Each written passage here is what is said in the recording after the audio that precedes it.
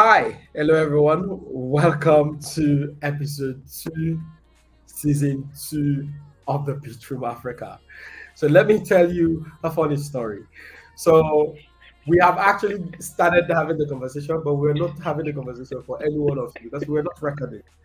And so it's a good thing that we are now recording, so you get to benefit from some of the conversation that we've already started having. But also, this is an exciting time. I'm your host, Sidi Sako, and I'm joined by my co-host, Esther Richards. Hi, Esther. How are you doing? Hi, Siri. I'm great. Always a pleasure to be here. Great. You all met, well, some of you may already know this guy. I think he's pretty popular like that. But for those of you who don't know, we're joined today by the Vice President of Kuramo Capital, Gbolade. Gbolade, welcome to the Pitch Room Africa. How are you doing? I'm fine, thank you guys. Great job on the podcast, and thanks for having me. Looking forward to the conversation. Welcome, Balade. Nice Yeah. to have you, Balade. So I promise you that before, doing the conversation and when I wasn't recording, um, we promised that I promised that I wasn't going to talk about the Nigerian thing and then how you lost your Nations Cup anymore.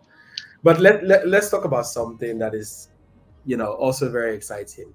You're a Man U fan. You're a Man U fan. How are you feeling these days? Optimistic.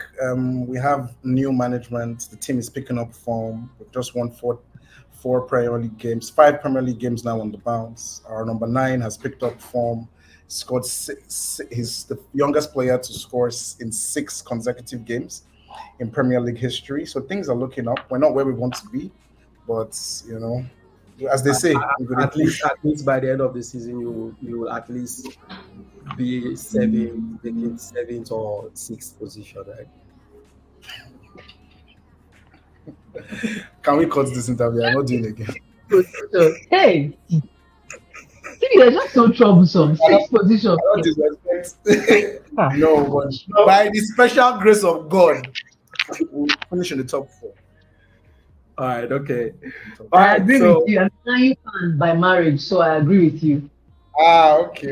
So we're so together. so Bolade is a lawyer, graduated as a lawyer, becomes an investment banker. Walk us through that journey.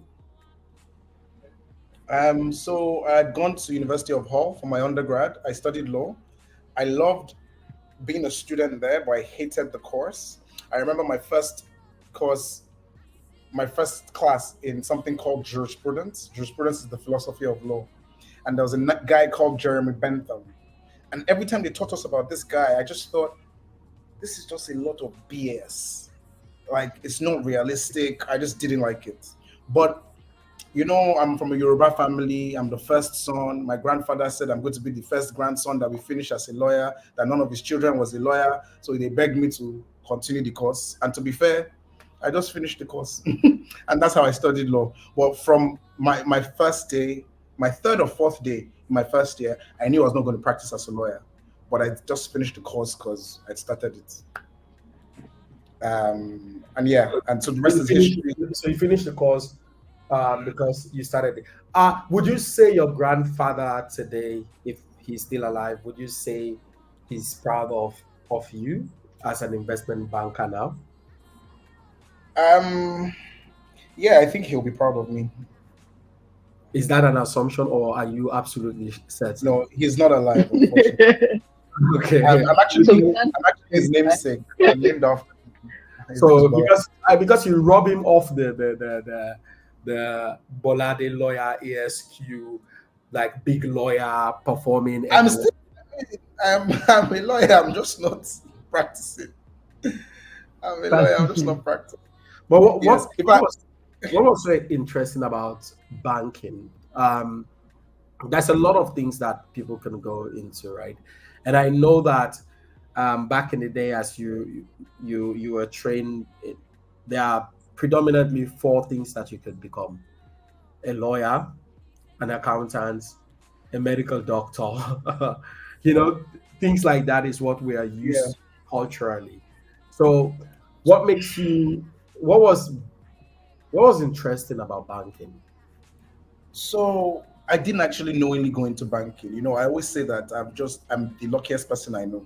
I literally would just stumble into something, think it's a mistake. 10 years down the line, it has lit up my life, and that's basically how banking was. I remember going to a GT Bank branch in Okwebi, and I went I went with a family member to do something, and on my way out, I greeted this guy very respectfully, and he was the branch manager, and his best friends with the head of energy in the bank. It's like, so what are you doing now? I'm trying to do NYSC.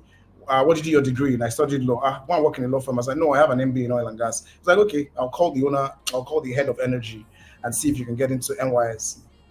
I got into NYSC, but whilst I was doing NYSC at GT, so I was basically doing some very mundane things, but I was helping at the time petrol stations install POS terminals. That was my first foray into tech in Nigeria. So as I was working in GT Bank, I was like leading the team in um, in implementing GAPS, which is called like a payment service where our oil and gas customers want to upload their salaries to a platform, so that platform can pay the salaries automatically. So I started to interface a lot with the technology team. They were in a place called Processing Center. I think it's Adetokuma Demola branch.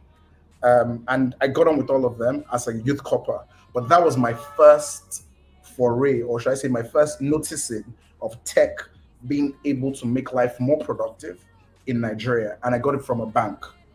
So that is something I'm very grateful for at GT Bank. But whilst I was doing that, I started to apply to get into real corporate finance, where I can start to learn financial modeling, try and do the CFA, and I applied to the Standard Chartered Corporate Finance Program, where they get about 40,000 applicants all over the world, and they choose only 300 from different countries. I don't know how it happened, but miraculously, I got onto that program, and so I had to leave GT Bank training school. I'd finished training school. I'd gotten retained as a entry trainee in GT Bank. I then ported to Standard Chartered, and that's when I got into the hardcore investment banking, financial advisory. That's when I had to take CFA level one. That's when I started doing a lot of financial modeling and valuation, and financial accounting. And how has your experience been so far? Have you, because career switch, right? Whether let let me not say career switch. Whenever you're making a switch, whenever you're making this major life decision, there is a period wherein you're asking yourself whether you've made the right decision or not, right? Where that moment of self doubt happened. Did that happen to you during your journey, or being the luckiest man alive? It never happened. Everything has just been really amazing till now. Um, I'll be a liar to say if I didn't feel that I am going into territory that is not my strength. I would be a liar if I said I didn't feel it. But I would also be a liar if I told you that I let those things fester in my head. The idea will come, but by the special grace of God, that's a word that I also refer to a lot in this interview. I believe that our steps are ordained, and we're in a particular place for a particular reason, in a plan that He has ordained. So I'll refer to that a lot. And I think that that feeling of being the luckiest guy in the room or being the luckiest guy alive, it actually stems from my relationship with God, and I just know that I would never be left stranded. Having said all of that, I still felt that, Bolade, you studied law. You can go and work in customer service. You can go and work in client relationship management, and they grow fast in banks as well. Whether you're the one behind the coverage of XYZ clients, you can go and work in the team that manages Boa, that manages Dangote, and you start doing interesting transactions. Why do you want to go to mergers and acquisitions where they're going to make you build models and use Excel and this type of technical stuff? Those questions came up a lot of times. And let me tell you, for my first 2, 3 years in investment banking, I struggled mentally. I never felt I was good enough. But I just persevered. Two reasons why I persevered. The first one was the money. I won't lie, it was nice. Second reason was just my ego. I just didn't want to agree that I'm going to fail. And so I kept pressing on, guy.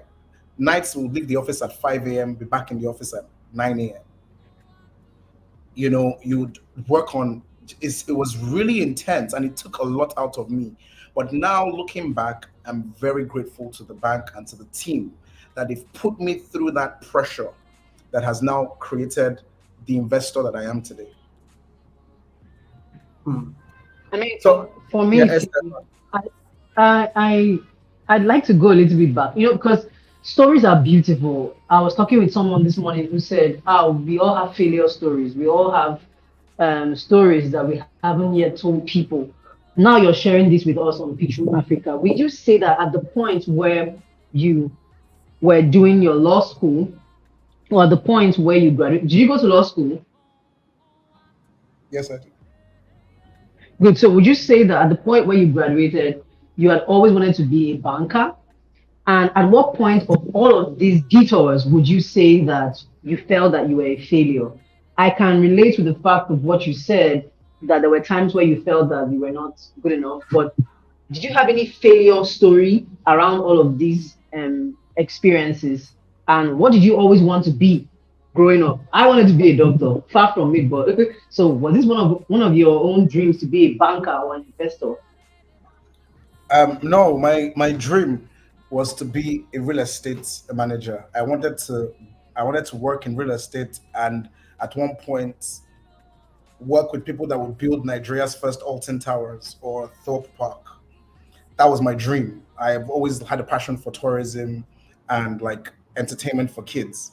So in secondary school, I actually had a business plan, bags of cement where we would buy the land, tippers and stuff that we used to build the first Alton Towers in my hometown in Ijebu. But the rest is the rest is history. So yeah, So I which don't know if that one, answers. the failure story? Do you have any failure stories in this journey? That's Severally, before. severally, severally. Yeah. So in law school, I didn't have failure syndrome, but in law school, I was doing law school, studying for like 6 hours a day, and I didn't know I didn't want to practice law. So I already felt confused, like a square peg in a round hole. But again, I must still always say that I choose the positives in my experiences, and so even the painful stuff, I would still have friends and still have experiences that make everything brighter. And even when I was struggling through investment banking, when I did my beginning of investment banking, when I was just plowing through it, this, that, the other, I had things that I looked forward to that gave me pride, that gave me joy. It's not every part of the work that was all tough, tough, tough. There are some parts of the work where I had to go and speak in front of audiences that I didn't know. I have a gift for speaking in front of audiences, and I like using that gift. So it's just that you have to find a job where I'm a very big fan of negotiating with yourself. So again, I can't lie and say I had periods where I felt like a failure, but there are some times that I felt like, am I doing the right thing? Is this going to pay off? But to say I felt like a failure, I just don't have those things in me. I can't feel like a failure. I'm sorry. No, that's fine. Let's before we go move the conversation forward. Um, you're a young man. You graduate from law. You're about to be a lawyer. Well, you're now a lawyer, but you're not going to practice. How was that conversation like with your parents? Fortunately for me, my parents didn't mind that I was going into banking. But if I told them I was going to go into something like I wanted to work in sales in an advertising agency or something like that, they might have had a problem. But they didn't mind banking and they didn't mind GT Bank. They had a very high regard for the founders of GT Bank. So fortunately for me, it wasn't a weird conversation. And they kind of knew that I didn't want to practice law. They already knew, even from when I just have conversations with them at home, they knew that I was studying law just for the sake of it. They knew. So fortunately for me, it wasn't that much of an issue. But let me tell you a story of what was an issue. And sometimes, have you ever heard this statement? Don't let your family love you out of your destiny. Yes. Um, yeah, our parents love us dearly, and they don't want us to make mistakes. However, they are only able to see how far they can see. And there's sometimes Yeah. our parents can't see far because that's what is in front of them. I have so much respect for the character and the sacrifice of my parents. But when I was leaving GT Bank, my dad said something to me that they said, I'm not saying anything, no, but he said to me that some children of nowadays, they want to run before they can walk. I mean, they want to fly before they can crawl. That you are in a bank of good repute, this, that, the other. You want to now be going to investment banking where you don't know if you will survive, this, that, the other. Okay, you studied law. I'm just telling you as your father. But I had this coconut head. Again, it goes back to this pride that I have in who I am in Christ. That God will never leave me stranded. And I still went. But there were times in my first 2 years of GT Bank, especially of Standard Chartered Bank, especially my third year, where I would remember those things that my dad said, where I'm struggling with a deliverable, with a model that is not balancing, and I'm the only one in the office. And I feel like if I call somebody to tell the person, I'll feel stupid because the person has explained to me for 2 hours already before he went home, and thing is still not balancing, and things like that. I'll just think about it. That Bolo, they told you, Bolade, they told you, go and do where your strength lies. You are a person, you are a people person. You know how to talk, you know how to conversate, you are a people person. Why didn't you go and do what they say you should do? Now you are here, you are stuck in the office at 4 a.m. So I had that from time to time. But again, you just keep pushing on, and there's always a solution. A model is just a bunch of numbers. There's always a solution. You are not, I always tell this to younger people, Excel is not your master, Excel is your slave. But if I didn't go through those times, I don't think I would be comfortable where I am now, training and leading team that is now making investment presentations to IC, and we're doing exits and stuff like that. So I'm very grateful for that time. But during the time, yeah, I must admit that I didn't feel like a failure, but I'd ask myself questions like, who sent you message? Who sent you message? Let's talk about where you now, where you are at now. So a lot of people, well, some people that are listening to us or watching this episode would not know what Kuramo Capital is. Tell us a little bit about the work that you're doing, and then let's also. I'd like to find out your perspective about the African venture capital market and what is happening there now. We've seen a rapid decline over the last year. 2023 was a pretty horrible year for the market. Where we are now this year, and what are you hoping for us? What are you hoping that the coming years will bring? But let's touch base on your role in all of this, right? Um, how long do you think it's going to take us to get back to where we were before 2022, before 2023 primarily? Okay, thank you very much. So I work for a multi-asset class manager called Kuramo Capital.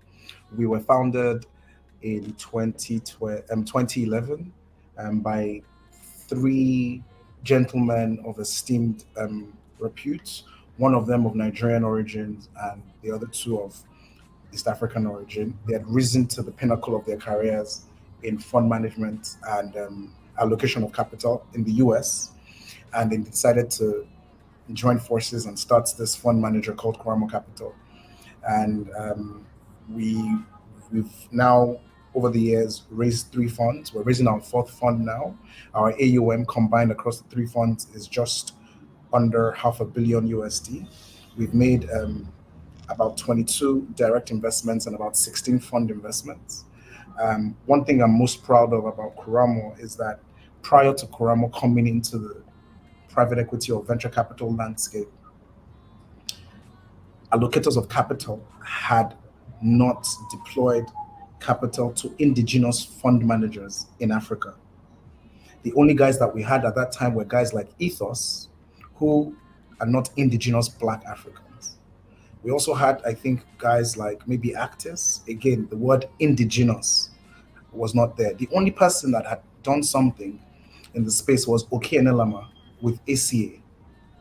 But when Kuramo came, we did what we call catalytic capital allocation, where Kuramo starts to anchor indigenous managers when they're getting to their first close. And because Kuramo was an anchor, we were able to provide facilitation conversations and reference conversations to DFIs that now allocated capital to these guys. And so the story of Kuramo's role that we played in funding Verod, in funding Cardinal Stone, in funding guys like Uhuru Capital, Cepheus, Africa Capital Works, the list goes on, SGI, Medu, across Africa, Kuramo has changed the landscape for fundraising for first-time managers of indigenous origin because of the kind of capital that we were injecting into these funds. That's something that we're really proud of. Now, going forward, we now started to do our own direct investments. So with our AUM, we're almost 50-50 to fund of funds and to directs. But with the fund of funds, because of giving that catalytic first-time anchor capital to these managers, we've been able to crowd in over $3.5 billion into investments into different fund managers on the continent. And so, it's I always feel like it's wrong for me to speak about Kuramo and not re-emphasize that point that there has to be a crowding in catalytic effect to any ecosystem for the ecosystem to be ignited. And Kuramo fortunately had played that role and is continuing to play that role for fund of funds on the continent. Now, why is fund of funds important? Fund of funds is important because if your private equity or your venture capital managers don't have LPs, how are they going to invest in the startups that are getting to Series A and Series B? It's all a system. We need angels for seed or pre-seed. We need VCs for seed or Series A, but you need PE for Series B and above. And so that's where we are in this ecosystem. I'll leave that for just an intro for Kuramo. I lead our tech and creative investing. We have AUM in tech of north of $50 million via our investments in some directs and also some fund managers. We, on an annual basis, because of our reputation as the premier fund of funds player on the continent, we get a number of first time and sometimes second time venture capital managers that approach Kuramo for funding for their venture capital fund. And so every year I see on average, personally, about 30 venture capital managers that come to ask us for some sort of support as they're trying to raise their first or their next fund. And that's also a position I'm very grateful for because I have a very, very deep but bird's eye view of the industry. Because think about it, if 30 venture capital managers from across the continent are knocking on our doors with their decks, with their up valuations, with their pipeline, it gives me a very, very unique vantage view because I can see what is happening in the industry from the lens of someone who's looking across different managers. So that's something that the fund of funds lens at Kuramo grants to me as somebody who is even also a direct investor. I hope that sort of clarifies my position and my viewpoints on the industry. No, it does, and there's a reason why I meticulously asked that question, right? The 2023, the venture capital market took a hit. Well, some investors argue, and I've had many conversations with some of these investors, argue that it's not because they didn't have capital. Some of them said that they had capital, but they realized that deals were not good enough. Startups themselves said investors were just stringing them along, even though they don't have money. We saw Tesh comes out to say the time he announces his round closing, actually about $10 million plus, if I'm not mistaken, was on Wired. What do you think is a result of all of these different things coming together? Um, and showcasing or showing up its face in 2023? What are the different elements for this deceit and dishonesty that seem to linger around that nobody is talking about? And I'm asking you Thank, this specifically because you are someone who have vintage view from different funds, different managers, different sectors, different countries, and the different micro ecosystems within Africa. thank you. Thank you. Great question. I'm going to answer that question in two parts. I'm going to answer it firstly based on the macro, then we'll talk about the micro. On the micro, we'll talk about the soft and we'll talk about the technical. But let's start with the macro. Let's not forget that the continent has failed to create a system whereby local capital is investing in indigenous businesses. The size of our angel economy or our angel investing landscape compared to the size of all the deals that you do on the continent. If you take that, so basically let's look at it as, I think it's less than 10%. In fact, I think it's less than 5% in terms of angel capital that funds deals on the continent from pre-seed to Series B. I think it's less than 5%. I stand to be corrected. That's one of the reasons why I like to give a shout out to Maxime Bayen and his research that he does with the Big Deal Africa. Africa, the big deal, yeah. I stand to be corrected. But if you compare that to India, you compare that to the tech startup system ecosystem in the UK, in the US, it's tiny. So we in Africa have that as the backdrop for our ecosystem. There's a trust deficit. And so the nature of the thinking of our HNIs is not angelesque compared to other markets. So let's start there. So if you have that deficit in the local funding, it means you're relying on international funding. Okay? If we are relying on external funding, what are the prompters for the interest in external funding? External funding tends to have a positive correlation with the lower the rates in the West, the more capital managers have to find outliers to boost their returns. So they look elsewhere. In periods where there's low rates, you see higher influx of capital into Africa. But in periods where the rate starts to increase, if I am a if I'm a capital allocator in the US and I work for Vanguard or I work for BlackRock, if rates start to increase, the for lack of a better word, the ginger to go outside my comfort zone starts to reduce. Yeah. I can just put that money in government securities in the US and let it smile, or find some equities in the US and let it smile. But when the rate starts reducing, then I'm looking for a outlier somewhere. That's when I can start thinking of Africa and other emerging markets. And so we need to also understand that between 22 and 23, rates started to reduce. Equities in the US, the tech equities also started to reduce in valuations. And so it has to have an impact on us in Africa. So that's one part of the demand for our asset class from foreign investors. Let's not even talk about our own asset class. Our own asset class on the macro still has to do with the exchange rates. And most of these economies you're talking about, they're commodity driven. Nigeria, exchange rates, commodity driven, oil and gas. Kenya, commodity driven. Ghana, commodity driven. Egypt, commodity driven.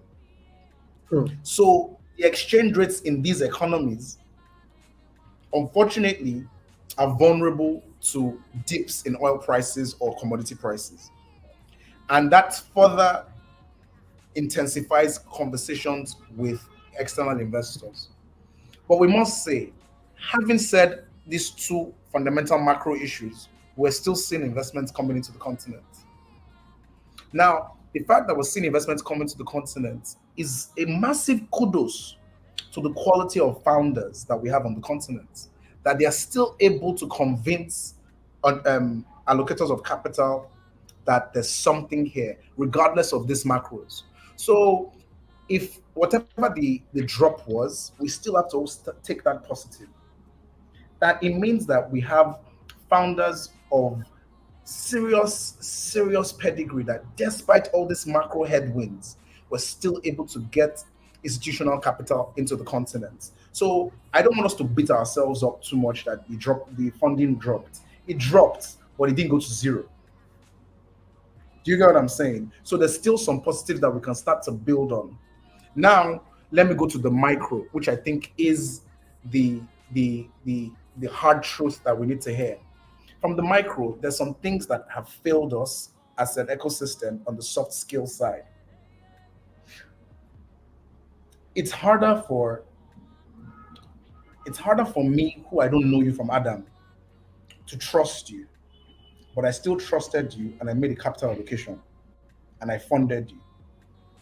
And then something happens, and when we do a post-mortem of the business and we do a due diligence post-mortem inquisition into business and integrity, we start to see red flags. We're not doing ourselves any favors. I don't want to mention any names, but you know what I'm talking about. We're not doing ourselves any favors. Those guys who have had those integrity issues have basically affected the guys coming after them. But fortunately, again, the resilience of our marketplace would still change the tide. In the fund of funds side as well, I know some managers that went through issues, and they added, because of those issues those managers went through, the DFIs that were in those funds added a layer of due diligence that takes XYZ longer, and it affected the time to first close for the funds coming behind. As an ecosystem, we need to start to look ourselves and tell ourselves the truth.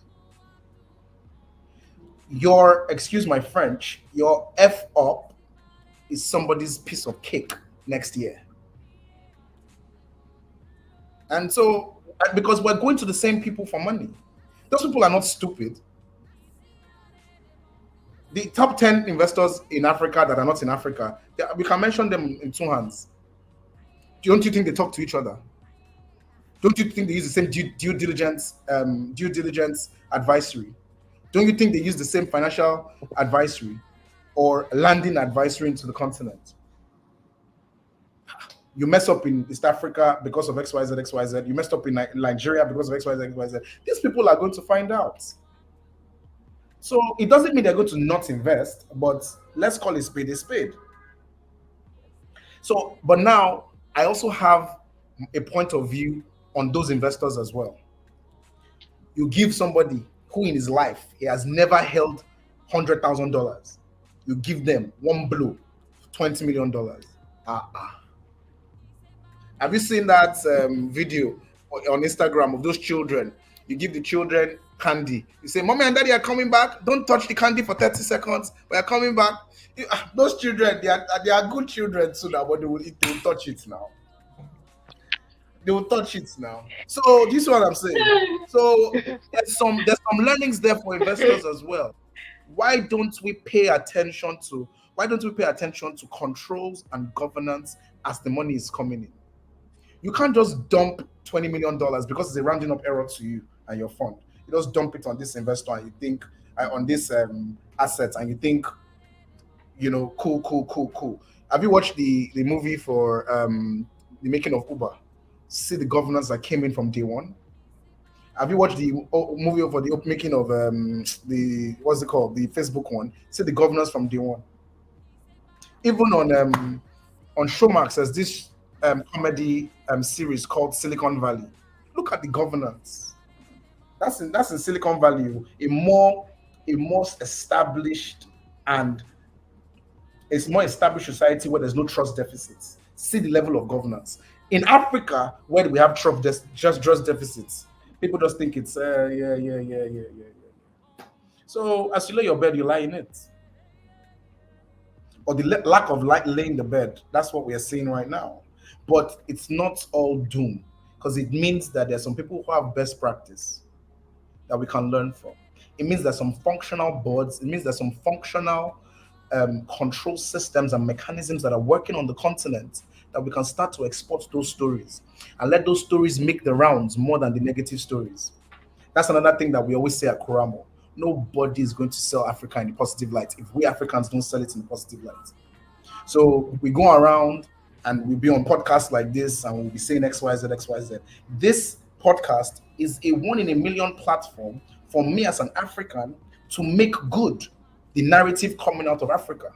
Because it's not a Russian that is going to come here and sell Africa for me. It's me that has to sell Africa as an African. And that's why you will always hear me that no matter what the negative is, I must still always point that there's something we can learn. The systems that can be derived, the systems that we can learn from on this continent that are working, that should be the main narrative. It doesn't mean we ignore the bad. We try and fix it, but let's always make sure that for every 10% we say of negative, let's try and say 50% of positive.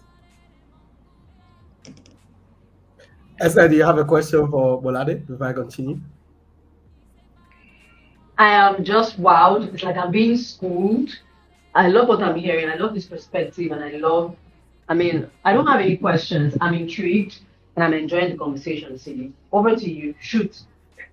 Yeah. So, Gbolade, thank you very much. I think you brought in a lot of perspective in terms of the way you even approach from a macro to a micro level. One of the things that we've also seen is, and I'd just like to hear your thoughts about this, is the fact that investments in the continents it has been structured like a cabal these days, right? And that's just the truth. That's the hard fact, the hard truth. Really good entrepreneurs that have like substance have been missing out a lot. How do we fix that? So let me answer this from an investor's point of view. No, I want you to answer it from a Gbolade point of view. Yeah, Forget I'm an about investor. forget about I'm an investor. I'll answer from an investor's point of view. So let me tell you something, that if I have a fund right now of $10 million, it means I need to invest that fund over the next 3 years, depending on my fund time life. So let's just say I need to invest, and let's say I've kept $3 million for follow-on, and so I need to invest $6 million today over the next 3 years. For every deal I say yes to, I need to say no to at least another 50, sometimes 100. Do you know why? Because I need to show my LPs that I have transaction flow. And so I'm choosing the cream of the crop. The sad truth is that not everybody can get funded. If everybody could get funded, then we don't even be doing this pitch room. What are we doing here? Not everybody can get funded. So let's also just accept that it's not a candy store. There's not enough candy for everybody. So firstly, it's that blunt, that's one. Two, unfortunately, investing sometimes comes in seasons, and investors move with a lot of technical, but a lot of FOMO. And it's unfortunate that, once there's been FOMO associated with this particular round or this particular offering, it starts to wake other investors up. Let me tell you the best way to fix this. In my opinion, we need to find a way to do first loss capital as an institution, or as a group, or as an economy. And what I mean by that, we need to find a way where to answer questions where investors tell you, I'm waiting for a lead. We don't like to lead. You know how many times we heard that question with that statement? We don't like to lead. We're looking for a lead. What can we do to plug that gap? That catalytic first loss or first lead anchor capital. What Kuramo has done for the fund of funds ecosystem, who can do that for the direct ecosystem? Do you understand what I'm saying? So when there's a lead, is there a fund we can automatically go to? And that fund has a backing from the government. Some sort of backing. It doesn't even have to be balance sheet of the government, but some sort of sovereign guarantee that can enable that DFI put the money down. Something of an accelerator type capital is what I think might be consideration to answer that question. Again, remember what I said. Our angel economy is still very nascent. A lot of transactions is initially first funded by friends and family. But if your friends and family can't even give you money, it makes me question you. I can't be the only person that is brilliant in your ecosystem that thinks that this can work. So do you see from an investor's point of view, why am I the first one? Why do I think that I'm the one that's going to jump for this because it's so lovely? Other people are stupid that did not put their money inside. So do you see that even me waiting, that me as an investor saying I want a lead, it's not a bad thing. I'm also playing my but Bolade, how many entrepreneurs do you know that have the family and friends with the capacity to I be able was to money? I was going to go back to that Yeah, because because it's it's really, unfair. It's unfair to yeah, compare that standard with people in Silicon Valley, entrepreneurs. truthfully. People, again, And, again. hold on. I, and I see, understand we're what not talking about, okay. no, and we're not even talking about, see, hold on, we're not even talking about like an SME. We're saying a startup, which Yeah. usually funding is not in thousands of naira.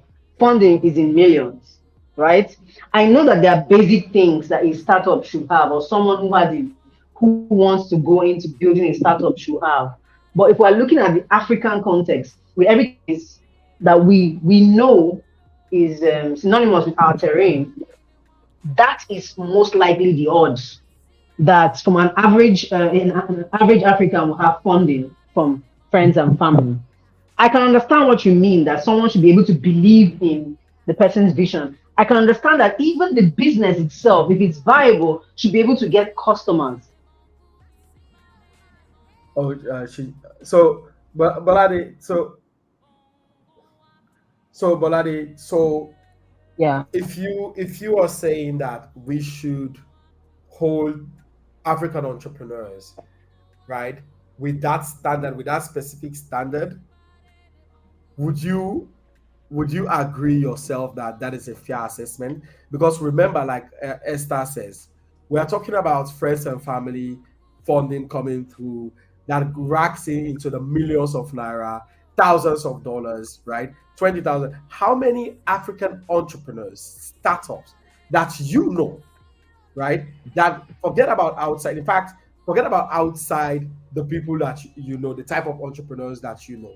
How many of these guys, how many Nigerians, how many Sierra Leoneans, how many Liberians, how many African entrepreneurs that you know that have that have family or friends that have the capacity to actually back them? If you're using that as a standard, Bolade. Okay, I hear you, and I understand that that standard, that yardstick might not be applicable globally. That's the essence of conversations like this, That's the essence of conversations like this. So we start to, bounce ideas and come up with workable solutions. So if I'm telling you from an investor's point of view that the ecosystem needs some sort of pool of capital that can give investors, foreign investors, comforts that there's a local pool of capital coming in with them. And I'm now saying to you that that role can be played by friends and family and angel investors.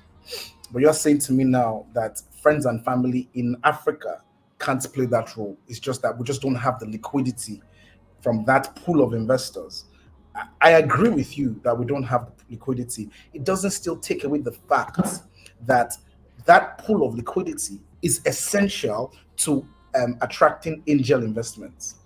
See, even angel investments now, the quality of the offering is becoming more and more competitive.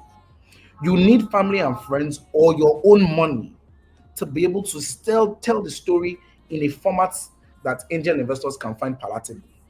It's the angel investors' money. You now use that use of funds to tidy yourself from the pre-seed, pre-pre to seed that can then attract a VC funder. Sometimes all this, all that it takes might be less than 50K, it might be less than 25K. I totally agree with you. In this Nigerian economy today, which angel is investing?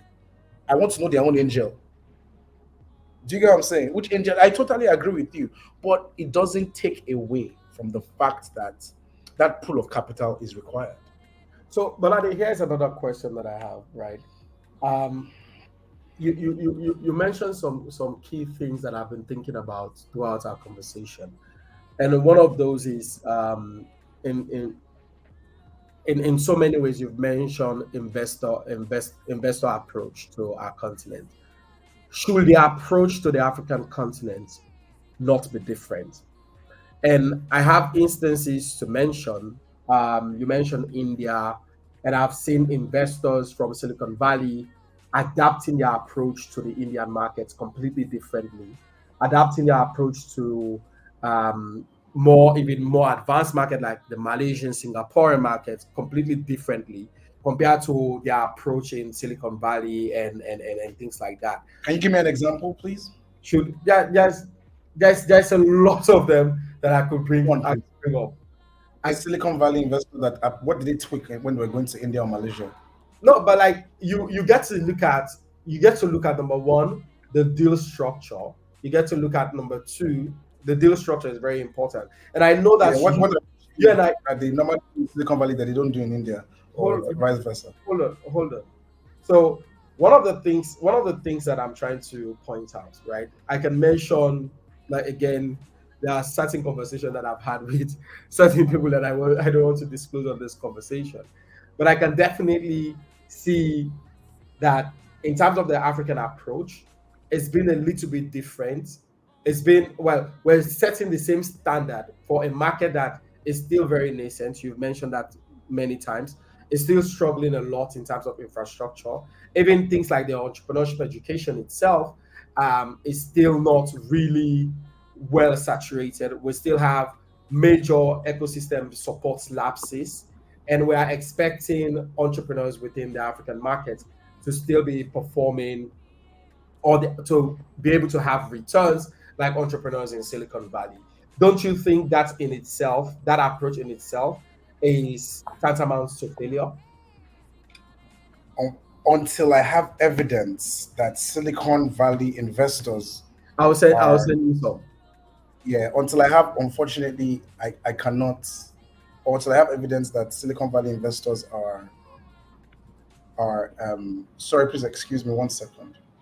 Yeah, once I have evidence that Silicon Valley investors are changing their standards, as you said, unfortunately, I can't speak to it. There's when it comes to investments, regardless of where I am in the world, I put my money in and I want to collect my money back in so and so time.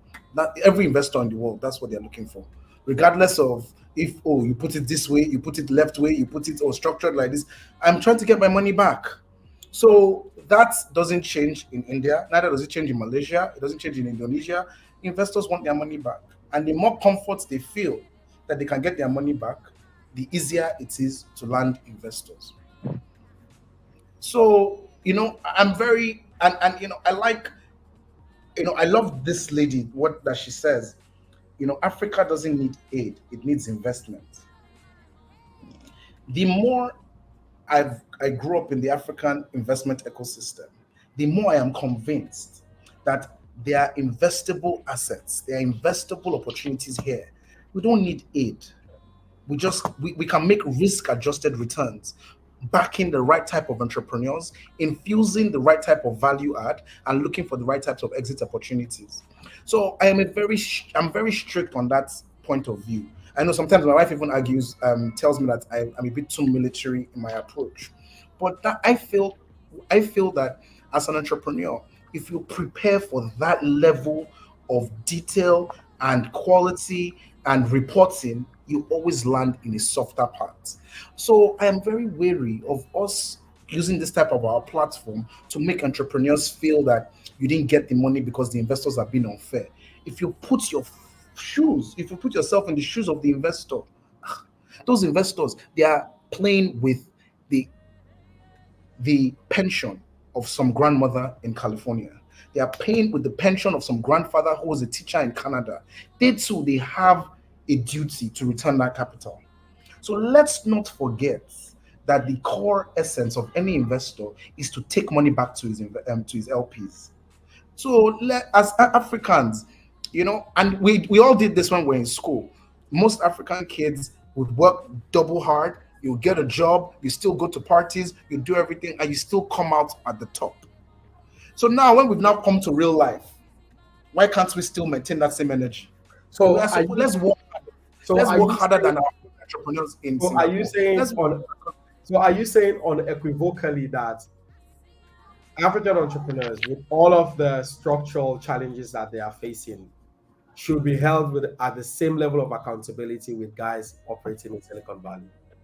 let me tell you something. You have to be careful with this. And yes, my answer is yes. Let me tell you why. Because what you are telling an investor that is listening to this conversation is that putting money and returning money is not the same in Nigeria. It's not the same in Africa. If my job is to allocate money globally and you are giving me this, I'm not going to give you the money, I'm telling you. Because my job is not to think about the color of who I'm giving the money or who I'm giving the money. Is the money coming back to me? End of. Say, I'm not an impact investor. If you can't have the conversation with an impact investor, let's have that conversation. I am a risk adjusted carry hunter. I am looking for 3x where I put my 1 naira. So you need to be careful that another investor, somebody who is trying to bring money to Africa, doesn't hear this and will start thinking that, okay, in Africa, they are looking for a special type of investment structure or a special type of babying or nanny. No, investment is investment. Am I putting 1 naira? Am I getting 3 naira? I'd like to jump in here. Siri, Naira. I'd like to jump in here. I hear what you're saying, Gbolade. You're very correct. And I think you're speaking largely to your DNA as an investor. There's the impact investor, there's the angel investor. Those guys are not big on, they don't mind. They can give some room, they can bend some rules. So CD, I get where he's coming from, but I think your question should not be answered by him. We should have that question directed to an impact investor, or basically an angel, because I get where he's coming from as well. Because if we're saying that Africans want to build unicorns, I think it's only fair to hold us to the same standard that unicorns too are built by, right? Those are my thoughts. Listening to what he's trying to say. Siri, over to you. Unicorns are just billion-dollar companies in valuation, right? So it doesn't really. It just basically means that Bolade have agreed to pay a certain value that is $1 billion in exchange for a seat at the table in the company. So that's just that what it is. So Bolade, Sidi, welcome to the Beach Room Africa. Here's another question. No, please hold on. Can I ask a question? Please. Go ahead, please. See, please, I want us to just think again about our collective narrative to investors outside Nigeria, outside Africa, people who have never seen us before, people who don't know who we are, and they're just thinking that, I've heard so many good things about Africa. I want to come in, and let's just think about where they're taking that money from. Maybe it's a family business that have an extra $100,000 that they just thought, you know what, we want to come into Africa, and they say, where your money goes, your heart goes, and they come to the continent and they put $100,000 to work, and in 3 years' time, the entrepreneur starts saying, you held me to a different accountability standard. You are not fair. You are not this, that, the other. Do you know what you have done to that family? Do you know what the impact of that loss is to that family? But your excuse is, it's a different standard. No, Africa, we do it like this. No, give me back my money so I can tell my friends across the room and in the country club that I made money in Africa. So come back with me. That's our job. It is in fact our job, and our job at the Pitch Room Africa is to go to actually bring to the forefront what people are thinking and are generally afraid to speak up on. Yeah. So thank you very much for being here. It's Thank been you, a conversation. This conversation will not in any way judge or cast a light in Africa's investment landscape. If at anything, will actually prove again that we have brilliant people like you that understands exactly how investment works, and being able to address some of the issues and some of the conversations that we are bringing up in our conversations. But before we let you go, what is the future for the rising capital, venture capital market in the continent as you see it today? So let me speak of the positives, the things that really excites me, and why, and then I'll please speak on the things that we need to fix. If not, so the first thing is never has there been a time in history where there's a part of the world and the concentration of the population is below 18. If you check humanity history, I don't think there's ever been a concentration of young people that's growing and they're below 18. Africa has that box. Tick. What a time to be alive. Now, let me now make it more potent. Those 18 years they are talking about, never has there been a time in history of humanity that those guys have access to the power of what we call the internet. Internet penetration across Africa continues to rise exponentially on an annual basis. A year ago, I was trying to convince some HNIs to invest in a device financing company, and they were like, "Do you think you can sell up to 1 million phones in a year across Africa?" I said, "Yes, sir." They said, "Okay, they want to do their own due diligence." One of them called the MD of Transion. Transion is the company in Africa that owns Techno, Infinix, and ITEL mobile phones. And they asked the guy, this was in 2021, sorry, 2021, yeah. And they asked the guy, what's the market size for brand new mobile phones in Nigeria? At the time, we already knew that Transion controls about 75 or 80% of the Nigerian smartphone or Nigerian mobile phone market. This guy said they sell 2 million phones a month. Let that sink in. 2 million phones a month. MTN says that every year, as long as their smartphone penetration increases, that can translate to, I think, across all their markets in Africa. I stand to be corrected, but it's something along the lines of every year, not just MTN now, I think across Africa, 300 million Africans dump a dumb phone for a smartphone. There's never been such a time to be alive as an African.